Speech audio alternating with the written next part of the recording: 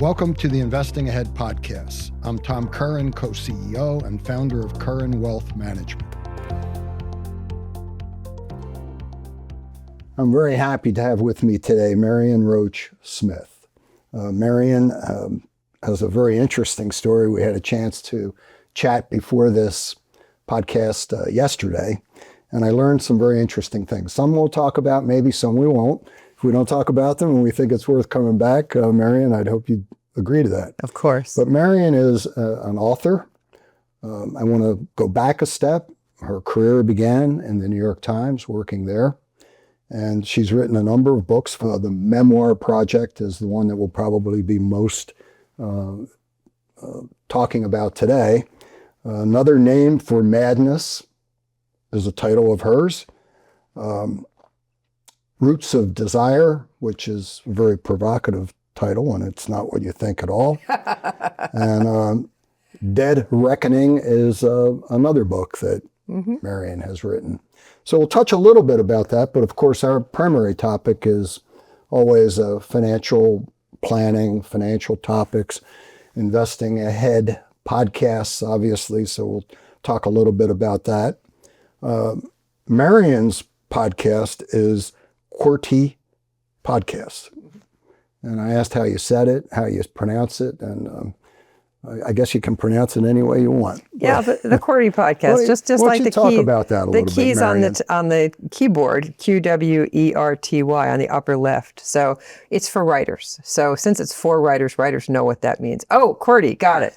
Because as we learn to type, we learn to type from the outside in. So QWERTY made sense to me. Well, that makes me think about back when I was a very young man. My mother insisted when I was in high school that I take typing. Good for her. She insisted on it. I don't know why she did that, really. I wish she were here. She could explain it. But it was one of the better things I ever did. I wasn't as good as a lot of the people in the class, but it keeps me moving along probably at a faster pace. But let's talk about financial habits that you've lived with your life. And what I like about your podcast and your book, the Memoir, the Memoir Project, yeah, is that I've always been puzzled about how people think about finances. And so I was wondering if in your experience helping people write memoirs, if the whole topic of personal finances is part of what they talk about, or whether that gets lost. No, it's what we talk about a lot, because artists have to learn, they have to earn the right to write. You can't just come to your family and say, okay, tomorrow I'm quitting my job and I'm going to go up in the attic and make a garret where I can write, and the rest of you can fend for yourself. So we instead have to really literally earn the right to make our art. So how do you do that? You've got a regular job and you've got this idea for a memoir. I speak to people all day long about this. If you're 45 years old, you might have young children, and you might be caring for your adult parents, right? You've got responsibilities, a mortgage, maybe you've got a dog, maybe you've got other responsibilities.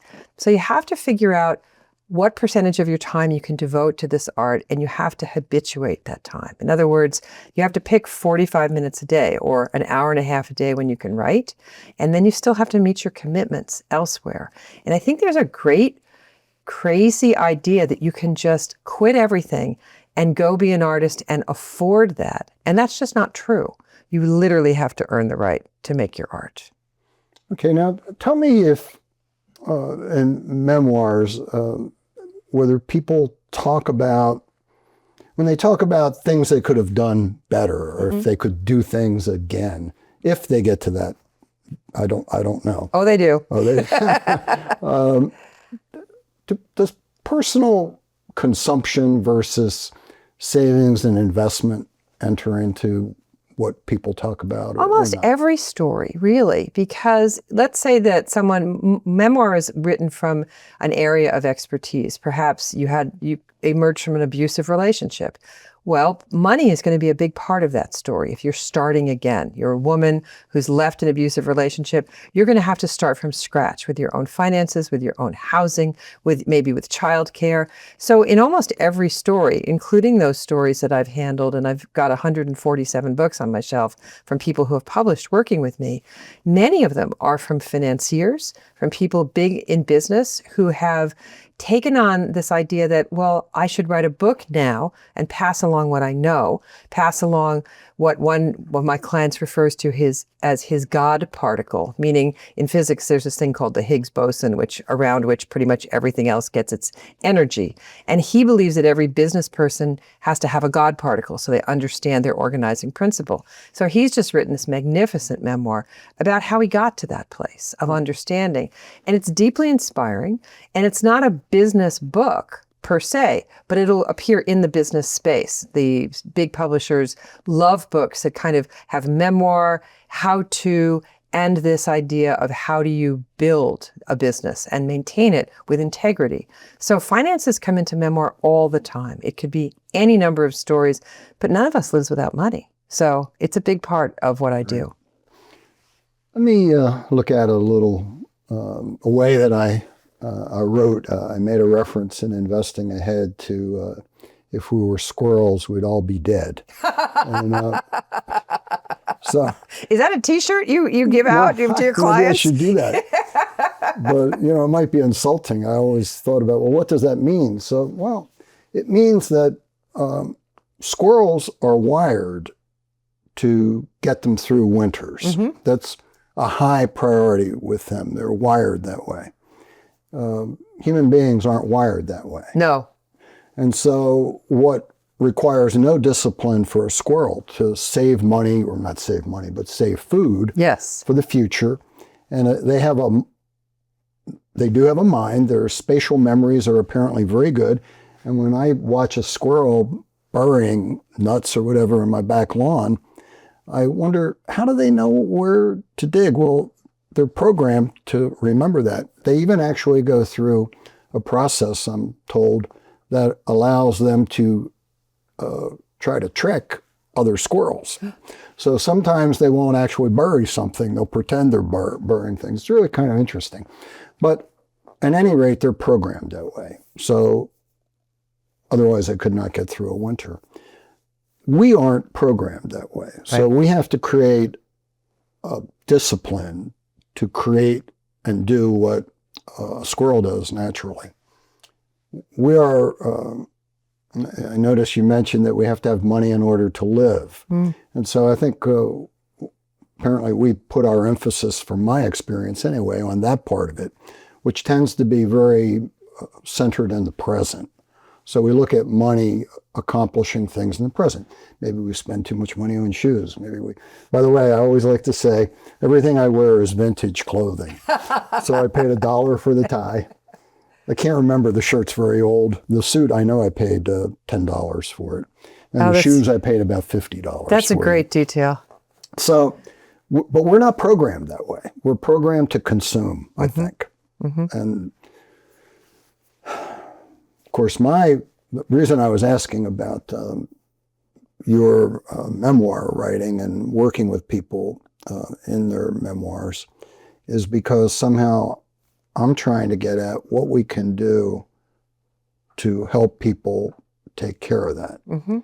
Earlier, Marian and I were talking a little bit about Social Security and the time we take it. Do we take it when we're 62 or do we wait until age 70, things like that? And Social Security, as we know, is breaking down. It's estimated that we'll run out of money in roughly 2033. But when Social Security was signed by Franklin Delano Roosevelt in the 30s, our life expectancies were approximately 2 years beyond the onset of Social Security. So we called it old age insurance back in those days. In the event you happen to live beyond your expected life, there was this sum of money. Things changed. Now we live well into our 80s and 90s. Yes. It's not unusual. So In your career, working with people, do you think people think much about that? I think you hit on the perfect word early on in your question with the word discipline. They don't, and they particularly don't apply discipline in the artistic world, which is the essential. I speak to a lot of panels. I speak on a lot of panels. And whenever anybody asks about creativity, the first person, the panelist will say, oh, you have to get in touch with your angel's feather, with the left side of your brain. Give one of those answers. And by the time they've finished, I'm rolling my eyes. And when they get to me, I'm always the one that says, discipline. Art begins and ends with discipline. You must train yourself to sit in the chair, and you must train yourself to put away the money to afford this life. So I think it's a discipline question always. If you want to make art, everyone thinks they've got a book in them. My life is spent at cocktail parties and dinner parties with people saying to me, oh, I'm going to write a book when I retire. And I used to be so polite. And I would say, oh, that's so nice. And now I say, really, what do you do? And the person will say, I'm a brain surgeon. And now I say, I'm going to be a brain surgeon when I retire. And they usually get the joke, which means that there's a lot of discipline and learning that goes into being an artist, perhaps as much as goes into being a brain surgeon. But it begins absolutely always with discipline. And I think the lack of discipline around money prevents the art. And I say this to people all the time. You have to be disciplined in both. Marian, I have to tell you that the one book I wrote, it was, I think I was probably very much like the people you described. There's a book in me kind of thing. Good. I thought there was a book in me. But I have to tell you that it was one of the most difficult things that I've ever done. And it required a discipline that I had to dig deep. There were more than a few times I decided or thought I was going to stop the whole process. Fortunately, that did not happen, but it is very difficult. There were two things I wanted to do in my life besides doing what I do. One was to teach, and I tried that at a local college in the evening program. It was one of the most difficult things I ever did in my life, and I knew I needed to exercise a whole lot of discipline that I couldn't. Discipline is in all of us, I think, but to bring it up in areas that we don't think are required or necessary or can be postponed, it gets postponed. The other one was I always wanted to be a waiter in a fine restaurant. And because my experience with teaching was such a failure, I thought I'd never tried that, but that was the other thing. I got to a beach grill, and I did serve counter type work at a beach grill. But the discipline to want to be good at whatever it is we do, whatever we choose. Yes. And without discipline, it won't work. It won't work. It will not work. No. And so, discipline. What kind of discipline have you exercised in your life that, let's call it special, because it is special, that allowed you to write 4 books and do the podcasts and all the other things you've accomplished and done in your life? It's absolutely the division of time and money. And so time, particularly, for writing a book, as you learned, and you learned how difficult it is, it's about habituating the time. If you're going to write 3 pages a day, 5 days a week, you'll have a 300-page first draft in 5 months. But if you get up in the morning and say, I'm going to write a book today, you will never get out of bed. So you have to discipline. You have to give it those portions. And similarly, I have a very precise calculation of the money coming in and where each dollar goes. This goes to the federal and state taxes. This goes to the whatever. And so I've always just had the idea that I had to apportion both my time and money. And I think that people who want to have creative lives think, oh, that won't have to do that. That somehow it's the muses rain down on your head and it comes out your fingers and you immediately make the bestseller list and it's all good. It's never happened. I interviewed someone recently on my podcast who had an instant New York Times bestseller. And when I used that phrase, she just laughed. She said, yes, that book took me 10 years to write. So 10 years of her life, she did become an instant New York Times bestseller when the book hit the market. But those 10 years were lonely, hard, and almost impoverished her. Yeah, it's, and I think when someone who may have a goal to write a book, they look at someone like you and it seems so easy. and that's true. I think when I watch, whether it's an athlete or a performer or somebody that I can identify with, anyone can identify with, they make it look so easy.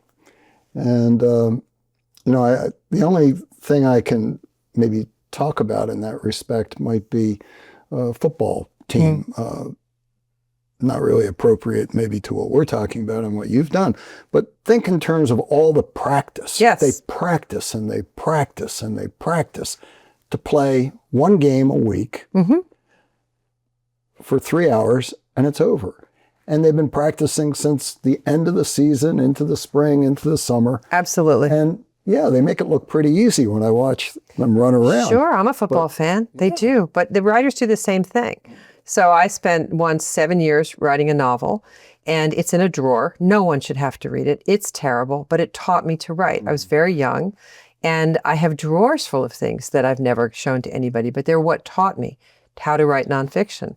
So practice, absolutely. I think that athletes are a great example. Think of a bodybuilder. They walk out on a stage and we may hate the form, but they're showing us their muscles and all that. Those took years and calorie counting and all of these things for that 1 minute on stage to just show it to us. But the fact is they've been working in the gym most days, almost all day for years. That's also writing. It's flexing those muscles every single day. And when you're not writing, you have to be reading all the time.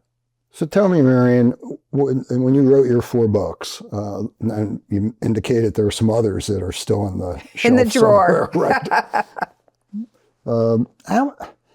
When did you write? When did you allocate? Was there a morning time, an afternoon time, evening? Did you Absolutely. have a certain time when you knew you were going to write and that's when it was done? Yes. Or were you all over the... No, I can't do it all over. I grid out every minute of my day. Literally, it says walk the dog at a certain time on my electronic calendar. It says pay bills. 8:30 on Friday mornings, I'll be paying the bills. But what I learned early on, I left the New York Times when I was in my 20s, and I suddenly was home in an apartment in New York with a book assignment. And so what I learned was I wrote from 7 to 1 every day. At 1 o'clock, I made myself lunch. I taught myself to cook during that period. I was pretty young. And then in the afternoon, I would edit my stuff. And then I would stop at 3. So it was very much about getting it in the best time of the day. I think better in the morning, and I'm tired in the afternoon, but I can edit in the afternoon. But you must eat and you must be kind to yourself. So learning to cook was a bit of kindness for myself. I still can cook pretty well, but I sat down every day at 1 o'clock with a cookbook and taught myself to make something. So it was very disciplined. It was very rigid. I had seen this at the New York Times. At the New York Times, they don't come up to you and say, "Oh, are you having a bad day?" It's okay. We don't really need that story on the front page today. They need it at 3 o'clock. Boom. I think that's probably where my 3 o'clock thing came. When I started there was still a daily deadline. Now, of course, it's a digital thing. It's 24/7. But I learned that you stop at a certain point and go with what you've got, which is a very good method to use. So I always teach my students to either choose a word count or an amount of time every day, 5 days a week. And if you miss a day, don't double up. Don't write 6 pages tomorrow. Write 3 pages. It's all about habituating the work. Something struck me when you were talking about the New York Times, or any employer, I think, for that matter, I think should put themselves in the position of the New York Times in your example. They had a deadline. In order for that paper to be published and printed on the newsstand, it has to be 3 o'clock. And how you feel on that particular day is of somewhere between no importance to secondary importance. Yeah. Right. Now, that makes me think in terms of personal finances. So I'm a financial guy, and I know how long it takes when you have nothing to achieve a level of wealth that will allow you to be paid for the 10 or 20 or 30 or more years that you will live when you receive no paycheck. Yes. So when you told your story, it occurred to me that, well, that almost has a sense of kind of cruelty to it in terms of the 3 o'clock deadline. That's first. Mm-hmm. And that makes perfect sense to me. Mm-hmm. When I look at finances, what I think could be considered cruel by people I might be giving honest advice to. And I'll give you a real life example. I was once working with a young single mom,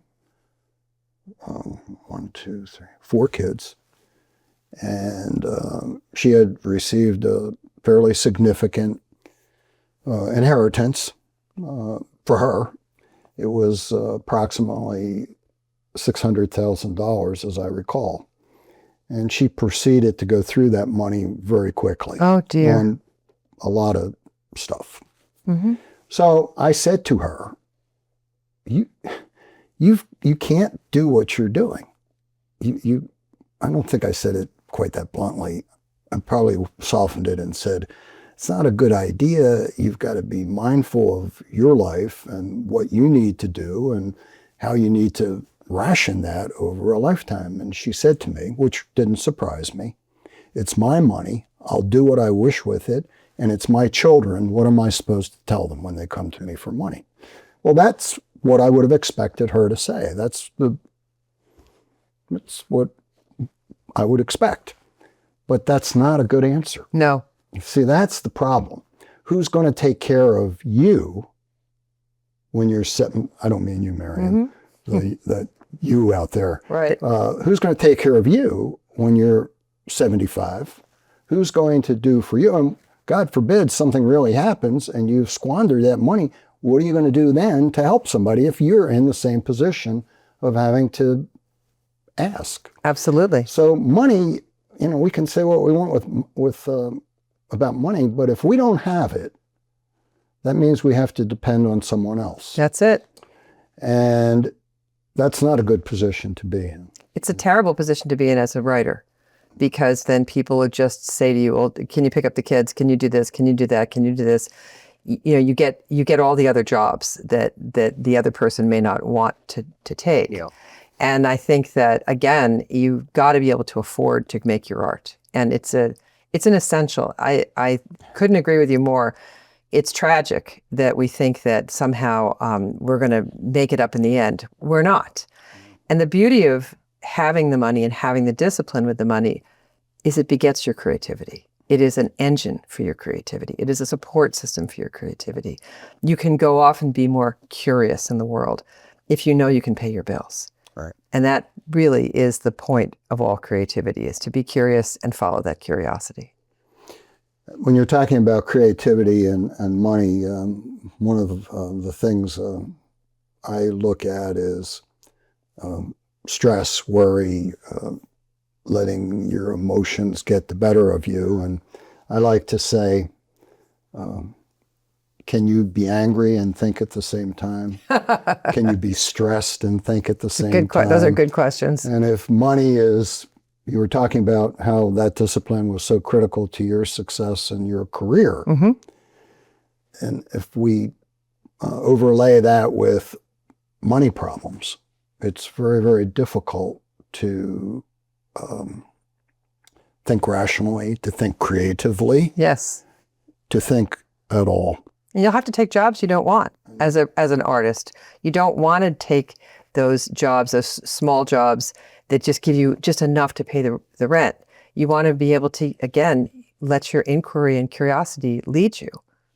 So that requires some cushion. One of the parts of the discipline that I try to instill is that you have to pay yourself first. Now, back in the 60s when I was in college and growing up, that was a commonly used phrase. You have to pay yourself first. Yes. Somehow that's evolved over the years. It could be a camera, a car, but it's a thing. And another little description I like to use when it comes to money is look around you. Everything you see used to be money.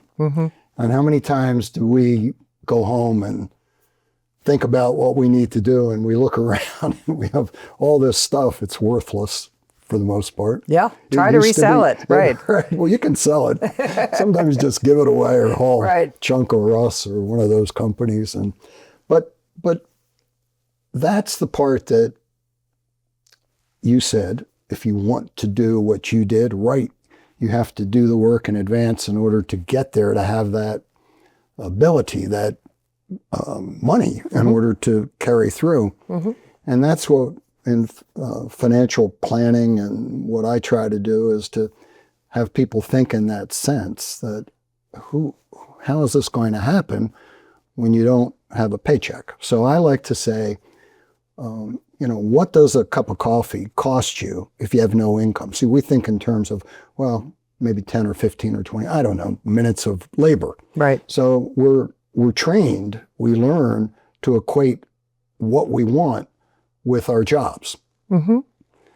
Well, the way we should look at it once we're retired or have no job is, what does it cost to do the cup of coffee? Yes. And the rule of thumb is 20 times that is what it costs to give you the cup of coffee. So to make it easy, if that cup of coffee was $5, it would be $100. That's what it would take at 5% to give you the wherewithal to buy the cup of coffee. It's a great way to look at it. If it's a car and it's 50,000 or 30, it's 20 times 30,000. Yeah. That's what would it take at 5% withdrawal. And I've been at this now for a long, long time. And one of the realities that's set in is that I'd have a higher success rate if I were a clergyman. It just doesn't resonate. It just doesn't. Getting back to the squirrels, Yes. same kind of thing. We're not wired that way, so Yeah. we need to figure out a different way. So we're going to have to wrap this up, and maybe we can do it again. And Be lovely. and Thank that you would so be much. Nice. And do you have any closing thoughts, Marian? Well, I think that your message is important. I think that people think that if we are creative, that something will provide for us. And we have to understand that the engine is us. I couldn't agree more about the pay yourself first. That's the first thing I do with every dime that comes in. There's a percentage that I get, and there's a percentage that goes into the tax fund. So paying ourselves first is really, really important.